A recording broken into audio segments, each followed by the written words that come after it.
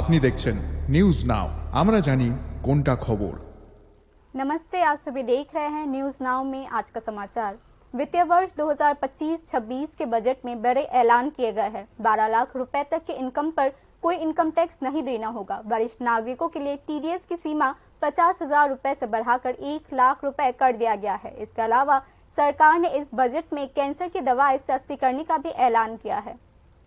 तीसरी बार सत्ता में आने के बाद संसद में मोदी सरकार ने अपना दूसरा पूर्ण बजट पेश किया। शनिवार को संसद में वित्त मंत्री निर्मला सीतारमण ने 2025 से 26 वित्तीय वर्ष का बजट पेश किया।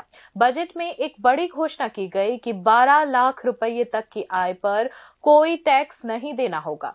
जिनकी मासिक आय 1 लाख रुपए है, उन्हें कोई टैक्स नहीं देना होगा।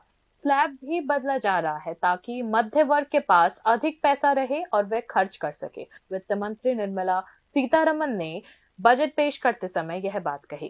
Up to 12 lakh of income other than special rate income such as capital gains, tax rebate is being provided in addition to the benefit due to slab rate reduction in such a manner that there is no tax payable by them. The total tax benefit of slab rate changes and rebate at different income levels can be illustrated with a few examples. A taxpayer in the new regime with an income of 12 lakh rupees will get a benefit of 80,000 rupees in tax, which is 100% of tax payable as per the existing rates. A person having income of 18 lakh rupees will get a benefit of 70,000 rupees in tax, that is 30% of tax payable as per existing rates. A person with an income of 25 lakh gets a benefit of 1,10,000 rupees, that is 25% of his tax payable as per existing rates. Details of my tax proposals are given in the annexure. As a result of these proposals, Honorable Speaker, sir, revenue of about 1 lakh crore in direct taxes and 2,600 crores in indirect taxes will be foregone. Budget में 36 जीवन रक्षक दवाओं पर tax की छूट की घोषणा की गई है। इसके परिणाम स्वरूप इन दवाओं की कीमतों में कमी आ सकती है, जिनमें कैंसर की दवाएं भी शामिल है। वित्त मंत्री निर्मला सीतारमण ने देश में 120 नए एयरपोर्ट्स बनाने की घोषणा की। इनमें से बिहार में 3 नए एयरपोर्ट्स बनाए जाएंगे।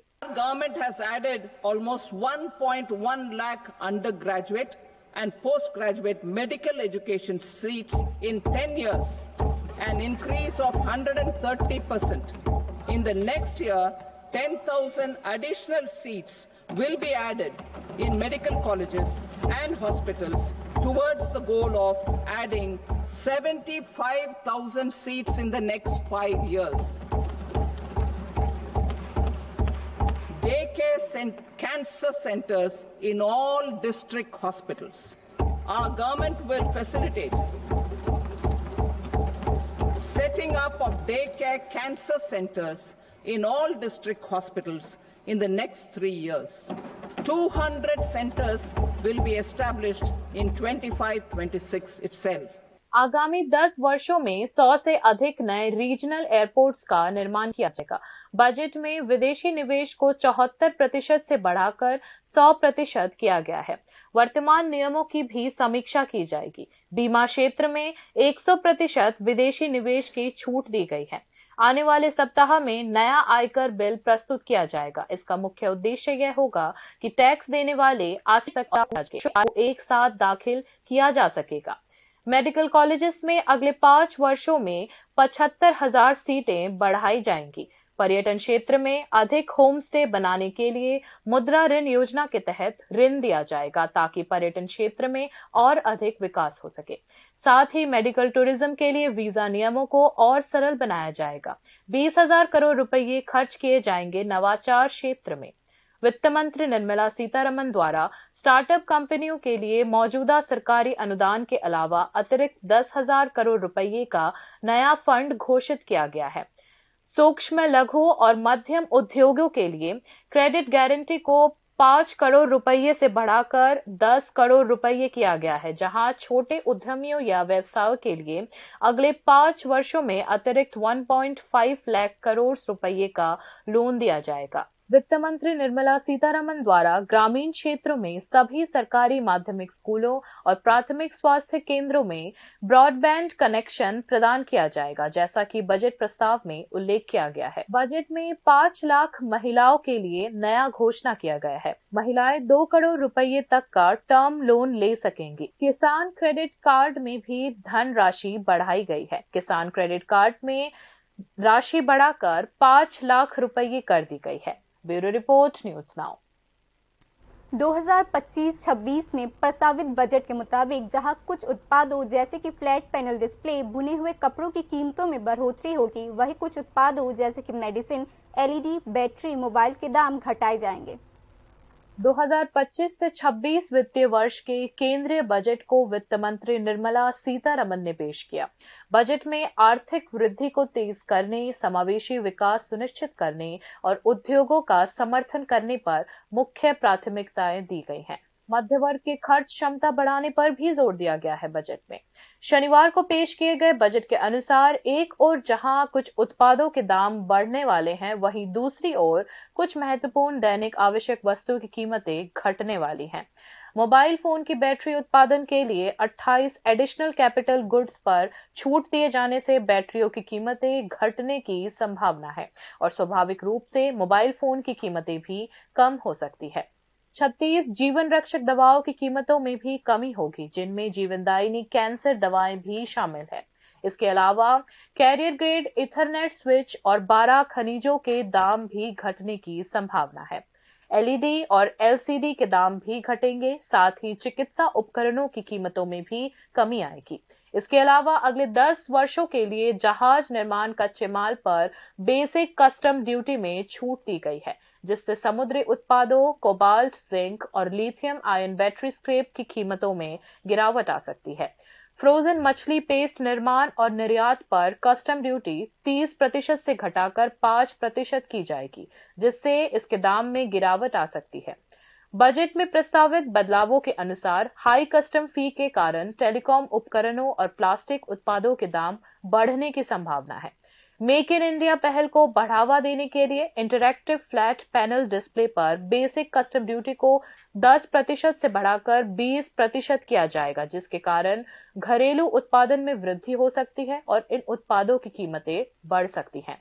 इसके अलावा 2025 से 26 के बजट में बुनाई के कपड़ों की कीमतें बढ़ने की संभावना है। Bureau report, news now. तीसरे मोदी सरकार ने बजट 2025 में मध्यम वर्ग को कुछ राहत देने की कोशिश की है। हालांकि इन्फ्लेशन, करेंसी डिवैल्यूएशन आदि महत्वपूर्ण मुद्दे अभी भी लंबित है।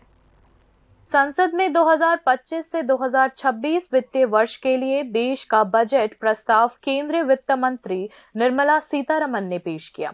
शनिवार को मोदी सरकार के तीसरे कार्यकाल का पहला पूर्ण बजट पेश करते हुए सीतारमण ने कहा कि बजट से कुछ राहत की उम्मीद थी, खासकर उन लोगों के लिए जो अतीत में टैक्स के बोझ से जूझ रहे थे और इसे लेकर मध्य वर्ग की उम्मीदें काफी ज्यादा थी। मध्य वर्ग के चेहरे पर मुस्कान तब आई जब वित्त मंत्री निर्मला सीतारमण ने आयकर से संबंधित घोषणाएं की।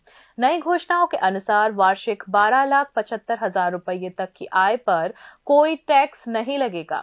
हालांकि बजट को मध्य वर्ग के लिए समर्पित बताया गया था, लेकिन 2025 से 2026 वित्तीय वर्ष में देश के जीडीपी दर में कमी आने का संकेत बजट में दिया गया है। वर्तमान वित्तीय वर्ष 2025 के मार्च में समाप्त होने जा रहा है। इस वर्ष जीडीपी वृद्धि दर पिछले 4 वर्षों में सबसे कम 6.4% तक पहुंच सकती है, ऐसा अनुमान लगाया गया है। सरकार के अनुसार 2025 से 26 वित्तीय वर्ष में जीडीपी वृद्धि दर 6.3% से 6.8% के बीच हो सकती है। इसमें इन्फ्लेशन नियंत्रित रह सकती है, लेकिन जीडीपी ग्रोथ रेट पर असर पड़ने की संभावना है। 2025 से 26 वित्तीय वर्ष में जीडीपी ग्रोथ कम होने का खतरा पहले ही international monetary fund, Asian development bank और वर्ल्ड बैंक जैसे अंतर्राष्ट्रीय संस्थाओं ने जताया था। स्वाभाविक रूप से इस विषय पर सरकार को विचार करना होगा।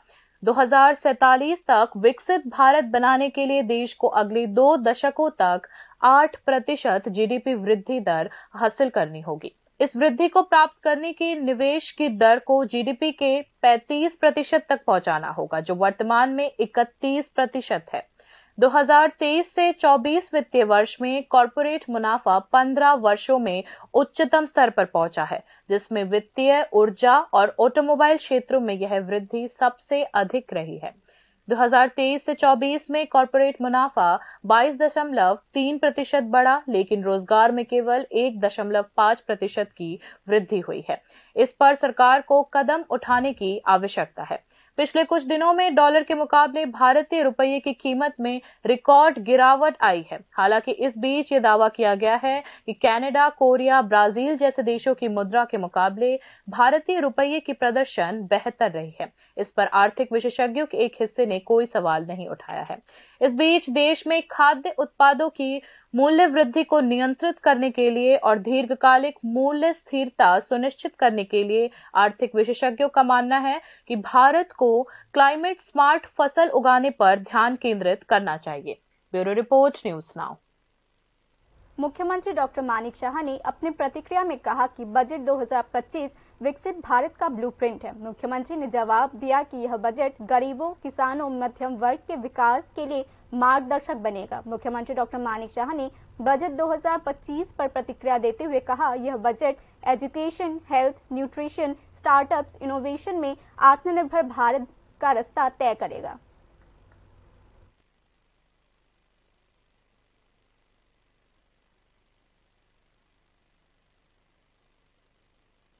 पाँच फरवरी को जेआरबीटी ग्रुप डी पोस्ट ऑफर का वितरण किया जाएगा, जिसमें गृह मंत्री अमित शाह वर्चुअली भाग लेंगे। यह mega event Swami Vivekananda ground में आयोजित किया जाएगा। राज्य सरकार ने आखिरकार जेआरबीटी के ऑफर वितरण की तिथि घोषित कर दी है। आगामी 5 फरवरी को स्वामी विवेकानंद मैदान में एक मेगा इवेंट के जरिए जेआरबीटी के ऑफर वितरित किए जाएंगे। गृह मंत्री अमित शाह के हाथों वर्चुअल प्लेटफॉर्म के माध्यम से ऑफर वितरण का निर्णय लिया गया है, जिसे विशेषज्ञों द्वारा एक महत्वपूर्ण राजनीतिक पहल के रूप में देखा जा रहा है।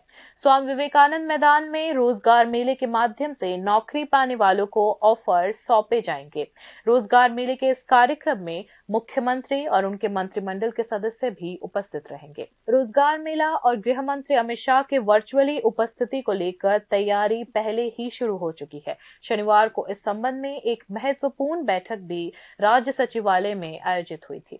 5 फरवरी को इस रोजगार मेले में राज्य सरकार अन्य विभागों के ऑफर भी वितरित करेगी। राज्य प्रशासन ने इस रोजगार मेले को सफल बनाने के लिए व्यापक तैयारी की है। मुख्यमंत्री डॉक्टर मानिक शाह ने पहले ही घोषणा की थी कि जल्द ही त्रिपुरा जॉइंट रिक्रूटमेंट बोर्ड के ऑफर वितरित किए जाएंगे। अब इसके अलावा अन्य विभागों के परीक्षाओं और मेरिट लिस्ट के आधार पर बेरोजगारों को रोजगार मेले के जरिए ऑफर वितरित करने की तैयारी राज्य सरकार ने की है। Bureau report, news now. बाकी की खबरें अंतराल के बाद। আপনি দেখছেন নিউজ নাও, আমরা জানি কোনটা খবর। প্রথম আলো এলো শুদ্ধ সকাল, শুদ্ধ সলিলে আজ বাজালো ত্রিতাল, মন্দিরে শুদ্ধ পূজার ধ্বনি, অগ্নি শুদ্ধ হলো সিঞ্জেরি, পরিণীতা নারী তুমি অনুপমা, শুদ্ধ সোনায় সাজো হে নিরুপমা। শুদ্ধতার স্বর্ণ মন্দির, কালিকা জুয়েলার্স, আগরতলা। একটু চেষ্টাতেই দুল লেগে যায় নববধূর কানে, একটু চেষ্টাতেই মানিয়ে নেওয়া যায় বিবাহিত জীবনে। নানা অনুভূতি জড়ানো বিয়ের গয়না, শ্যাম সুন্দর কোম্পানি জুয়েলার্স। আপনি দেখছেন নিউজ নাও, আমরা জানি কোনটা খবর। आगे की खबरें कुछ इस प्रकार हैं। अगरतला मेट्रो बाजार के साथ साथ आइतोरमा बिल्डिंग को शनिवार सुबह भीषण आग से बचा लिया गया। सूचना मिलते ही फायर सर्विस की 2 गाड़ियां मौके पर पहुंची और आग पर काबू पाया गया। फिलहाल स्थिति नियंत्रण में है। हालांकि नुकसान का आकलन अभी तक नहीं किया गया है। स्थानीय सूत्रों के मुताबिक आग मेट्रो बाजार में शॉपिंग मॉल के अंदर लगे एसी से शुरू हुआ। फायर डिपार्टमेंट के अधिकारियों ने मीडिया को इस बारे में विस्तार से बताया।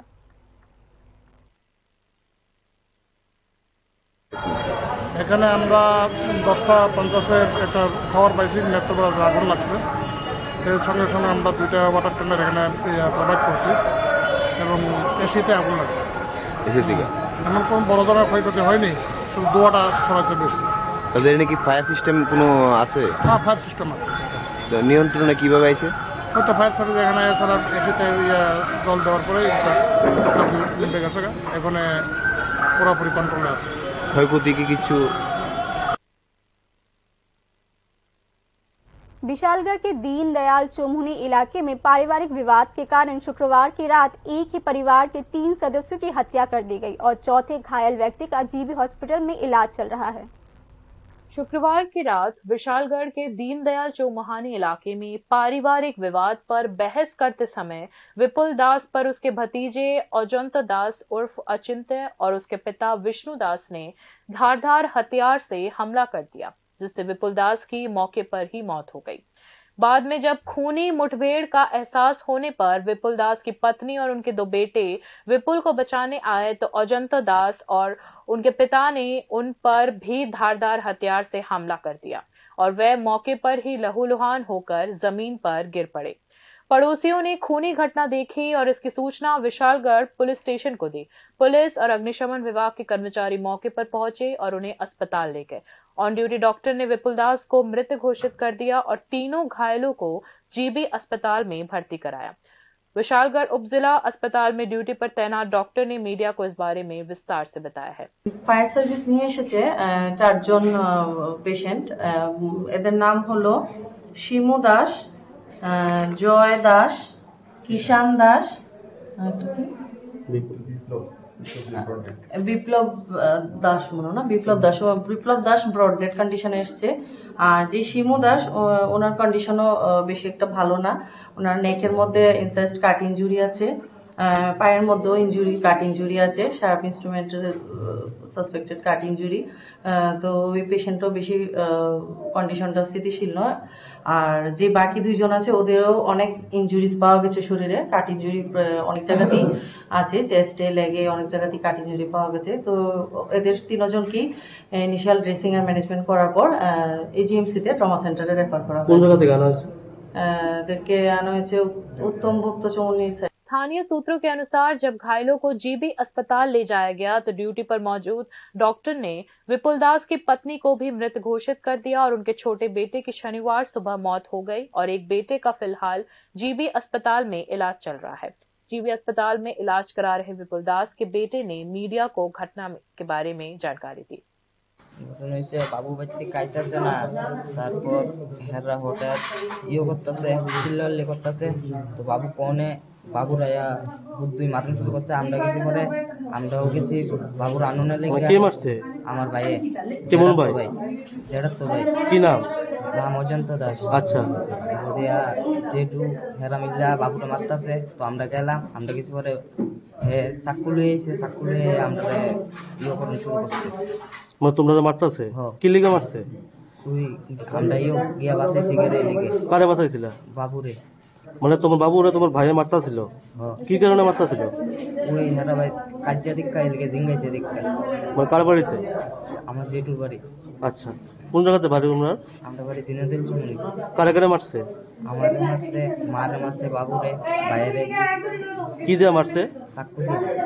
চাকু দিয়া।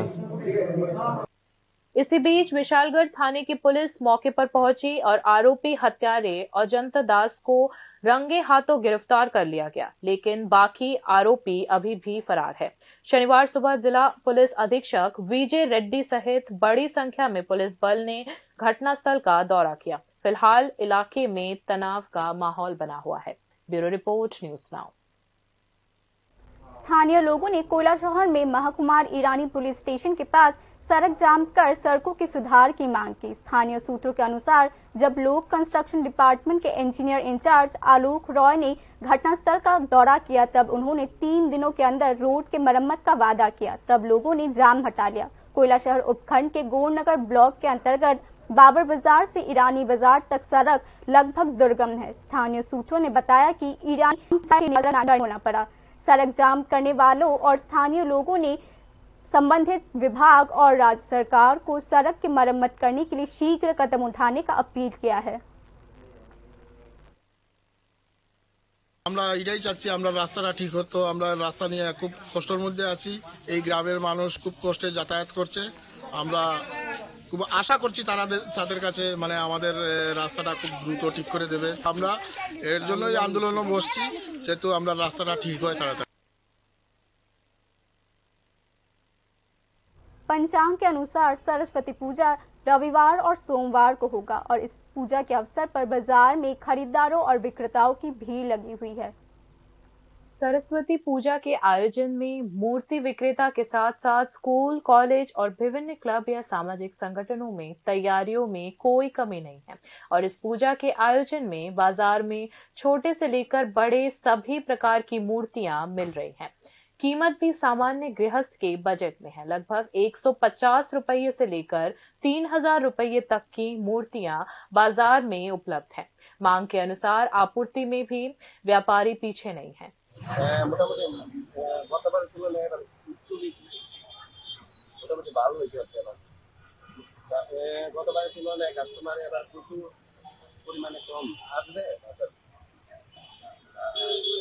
কয় ধরনের মূর্তি রয়েছে? আমি 5 ধরনের মূর্তি। কিরকম দাম? ছোট ধরেন 150, এর উপরে 300, এর উপরে 400, বড় ডিয়াকে 2500। চাহিদা কিরকম আছে? চাহিদা মোটামুটি ভালো আছে। मूर्तियों का बाजार मूल्य चाहे जैसा भी हो, सरस्वती पूजा तो विद्यार्थीगण प्रत्येक वर्ष करते ही हैं। परीक्षा में सफलता पाने की आशा में स्कूल और कॉलेज के छात्र छात्राएं उत्सव के माहौल में विद्या देवी की पूजा अर्चना की तैयारियों में लगे हैं। বাড়ি কি নিয়েছো? প্রত্যেকবারই নাও? কোন ক্লাসে পড়ো? কোন স্কুল? কিরকম লাগে পুজো করতে? কিরকম লাগে পুজো করতে? মায়ের কাছে কি চাও?